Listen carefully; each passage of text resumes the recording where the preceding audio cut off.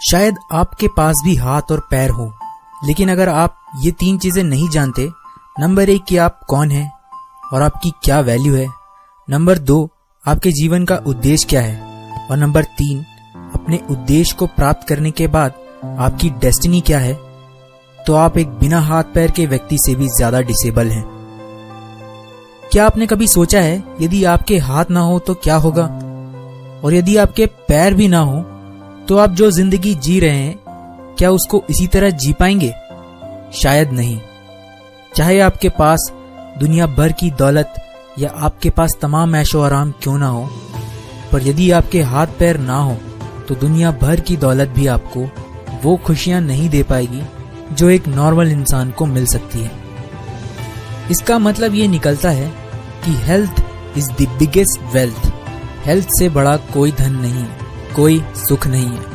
अगर आप शरीर से स्वस्थ हैं तो आप कुछ भी कर सकते हैं। लेकिन जरा सोचिए, अगर कुदरत किसी इंसान के पैदा होते ही उसके हाथ पैर या शरीर का कोई अंग उसे ना दे, या किसी एक्सीडेंट में इंसान अपने शरीर का कोई अंग खो दे, तो उनमें से ज्यादातर लोग हिम्मत हार कर सुसाइड अटेम्प्ट कर लेंगे, या कुछ लोग लाइफ से समझौता करके अपनी लाइफ जिएंगे, लेकिन मन ही मन खुद को और ईश्वर को कोसते रहेंगे।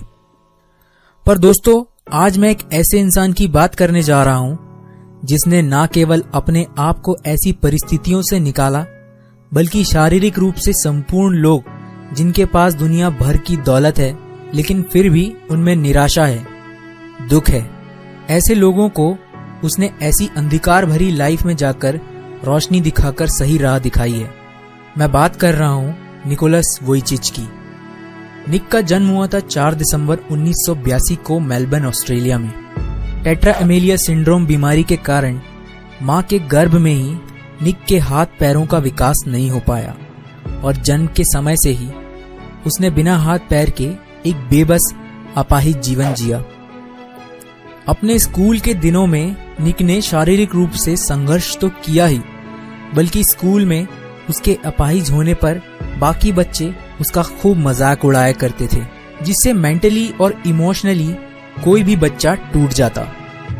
स्कूल में निक का कोई दोस्त नहीं बना और अकेलेपन और नाउम्मीदी ने उन्हें इस कदर तक तोड़ दिया कि 10 साल की उम्र में उन्होंने आत्महत्या करने की कोशिश कर डाली। जी हाँ, उनकी उम्र केवल 10 साल थी।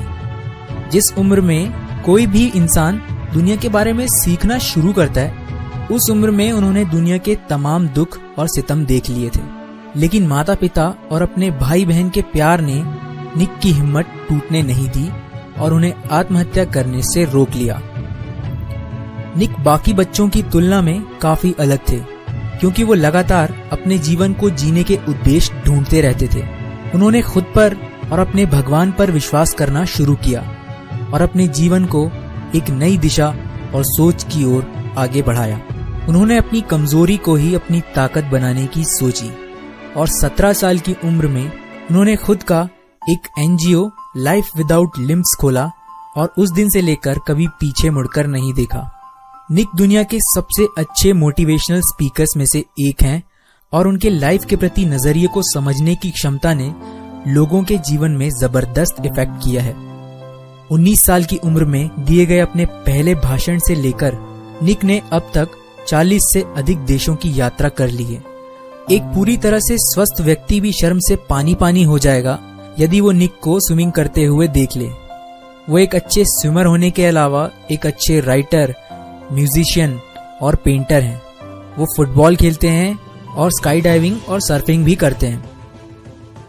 निक जब 8 साल के थे तब उन्होंने सोचा था उनकी जिंदगी एकदम बेकार है। उनकी ना तो कभी शादी हो पाएगी और ना ही उन्हें कभी नौकरी मिलेगी। उनके जीने का कोई मकसद नहीं है और वो शादी की बात तो सोच भी नहीं सकते थे, क्योंकि कौन ऐसे व्यक्ति से शादी करेगा जो अपनी पत्नी का हाथ तक नहीं पकड़ सकता।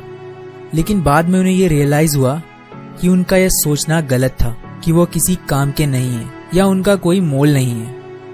उन्होंने सोचा, भले ही मेरे पास मेरी पत्नी का हाथ पकड़ने के लिए हाथ ना हो, लेकिन सही समय आने पर मैं उसका दिल संभाल पाऊंगा और उसके दिल को संभालने के लिए मुझे हाथों की जरूरत नहीं होगी। आज निक ना सिर्फ शादीशुदा हैं, बल्कि उनके बच्चे भी हैं। निक कहते हैं, मेरा यकीन कीजिए, उम्मीद खोना हाथ पांव खोने से कहीं ज्यादा बुरा है।